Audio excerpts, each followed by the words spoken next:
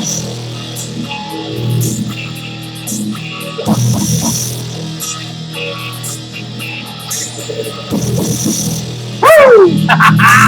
Wild Wolf Tracks. I'm Bobby the Wolf Mullins, your paranormal shock jock, your DJ, the outlaw, the number one bad boy of paranormal. And this is Wolf Tracks, my show, my way. Let me get my disclaimer right quick. If you don't like the topics, the language, or the equipment, by God, turn me off. But if you like the topics, the language, the equipment, by God, turn me on. Anyway, guys, we're listening to Rat Out of the Cellar. And yes, YouTube, I own the damn disc. All right, anyway, I know you saw my girl, but I'm using a different glass today. I got some serious research to do. And you know me, research. So anyway, I'm filling this one up. We're going to talk today about aliens. Shocker, I know. Well, I saw something on Facebook, YouTube, whatever you want to call it, which kind of sparked my interest. I couldn't find nothing to debunk this, but it's the Canadian Minister of Defense, and he's speaking, I don't know, Senate, Congress, something, I don't know. Anyway, back in some part of 2013, I think. Yeah, keep up with the wolf.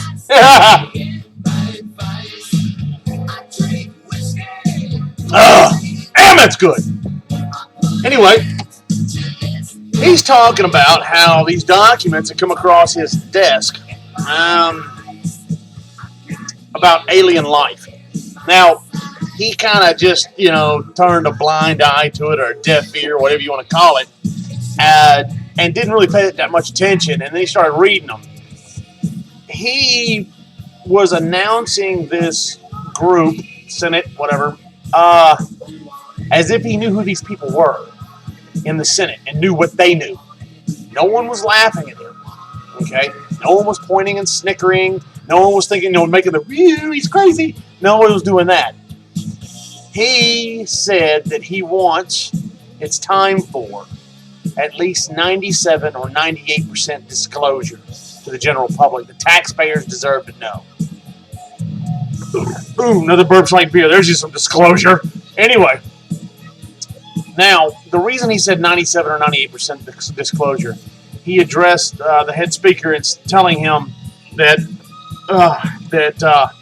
there are still some things that the general public shouldn't know. I have no idea why. But anyway, what he wanted to disclose, he wanted full disclosure on alien life. Now, he made reference to some documents and said that there are 3 alien races currently living on planet Earth. 3. Here with us right now. Grays. Okay. The reptilian race that everyone knows, that the Hopi and their little cave painting said that they were battling some race of alien, and the ant people saved us. Not us, but the Hopi, to go underground according to the cave drawings, and saved them. But the race that they were fighting, I thought it was the Greys and the reptilian, but upon further research,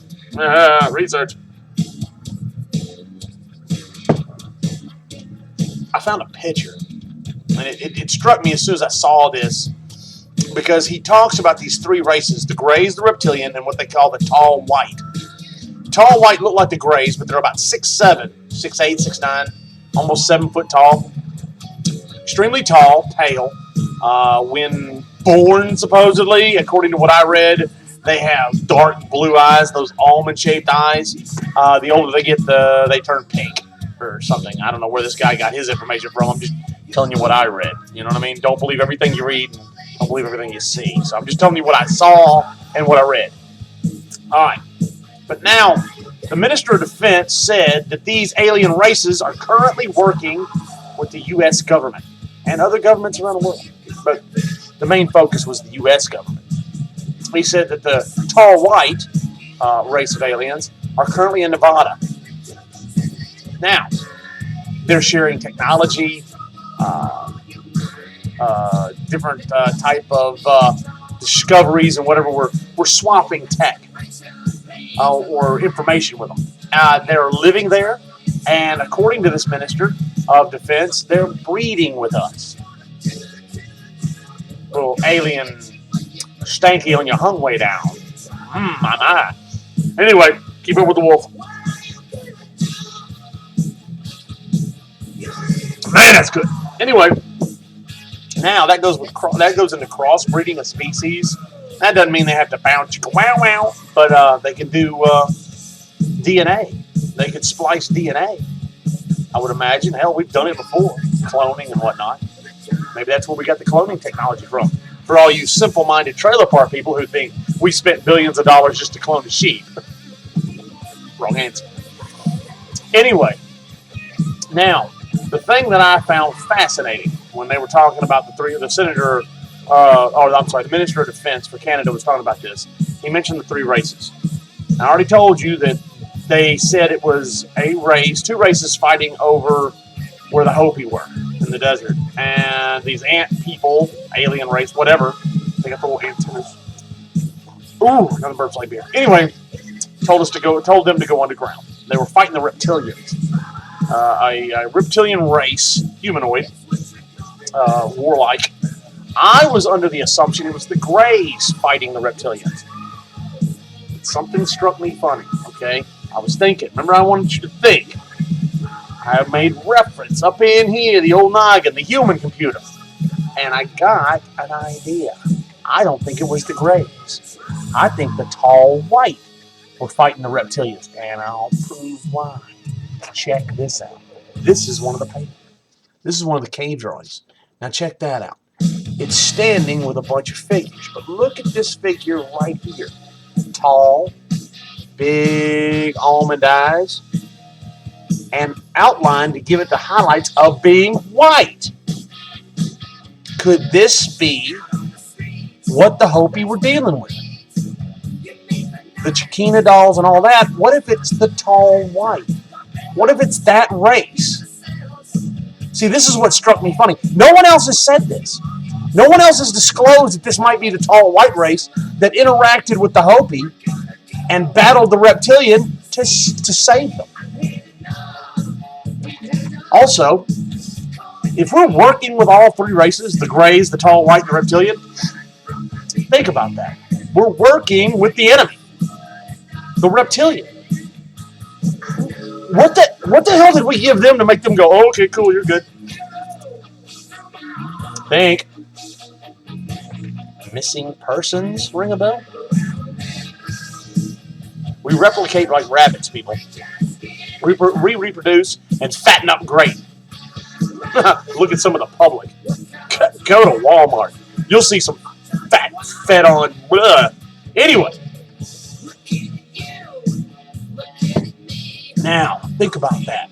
We made, quote unquote, according to this Minister of Defense, we're working with the tall white, the Greys, and the reptilian. Now, reptiles eat meat. We are class meat. So now we have a lot of missing persons around the world. Could we be a food source? Whoa. Think about that. Now, it's already been proven in documents and whatever that the Greys have tried to help us. The abduction, they say the abductions for genetic material, so because they can't propagate their own species anymore, they're a time-traveling race. Now, the tall white, according to what I read, and where these guys get their research from, I have no idea, but according to what I read, the tall white are an offshoot of the Greys.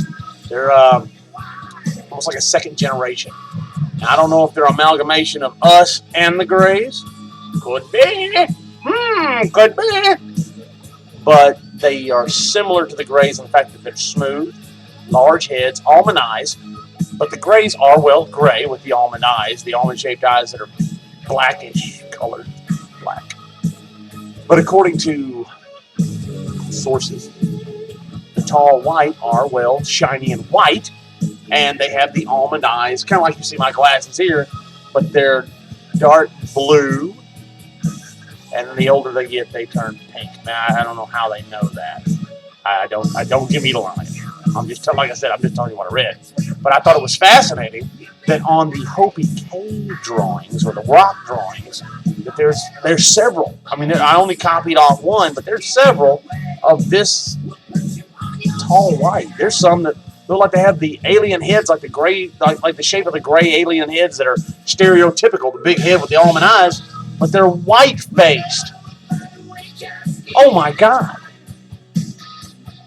What about that shrine in Peru that has all of the races, the heads there in stone around that central statue of their god, and that one face that's, well, bulbous head and almond eyes, and it's white. This all makes sense. It wasn't so much the grays as it was the tall whites. Think about it, people. Think about it. So if they're intermingling with us, interbreeding, learning from us, and we're learning from them, I told you in one of my other shows that this is the age of enlightenment. These government guys, they can only hide stuff so long now. You got these 12, 14, 15-year-old kids coming up that are hacking their brains out, getting into everything that you try to hide. You hide everything in computers, memory banks, and whatever, and encrypt everything. Well, these young kids coming up that can break encryption and hack and whatever, you're not going to be able to hide this information much longer, guys. I'm sorry, but we're going to get some documentation from some 12-year-old kid that did it as a science fair project. And he's going to have undisputable proof that alien life is on this planet. Think about it. Now, I'm not saying I believe this Ministry of Defense video and whatever, because, things can be doctored and whatnot, but it looks real. I'm just telling you what I saw, what I read, and what I listened to. And I'm posing the question to my fans. What do you think? Do you think that it's possible that we have alien races living on this planet? If so, where? I would imagine, like the Ministry of Defense said, they're on the bases. And we have supposed underground bases. Hell, NORAD's in the mountain. I mean, we got, Roswell. What's the one in Ohio? North something. Anyway, they got underground bunkers and all kind of stuff these things can live in. I think we pay $800 for a hammer. I mean, $600 for a toilet seat. They got to pay for it somehow. Anyway, but they can't hide this stuff much longer. You got to realize the world's computer savvy. Yes, and they're learning. And your encryption can't stand up to much hacking because these kids, they don't know the answer of no, and they don't know they don't know the meaning of I can't, and they're doing it. Remember my generation? Oh, there's no way you can solve a Rubik's Cube. That's impossible. The adults couldn't solve it. The kids could. Why? They didn't know what I can't means or it's impossible means. They wouldn't even apply that in their dialect. Same premise with your computer programs and your firewalls. I can't, it's impossible. Nah, not happening. So, think about that. And remember, this show is a product of GTN, GhostTalesTelevisionNetwork.com. Go to them for all your paranormal superstation needs. And remember, Bobby the Wolf Mullins is on every Monday night on Immoral Truth Radio on blogtalkradio.com. Immoral Truth Paranormal Radio on blogtalk.com. 6 p.m. Eastern Standard Time. Listen to me and my co-host, Starla Likens.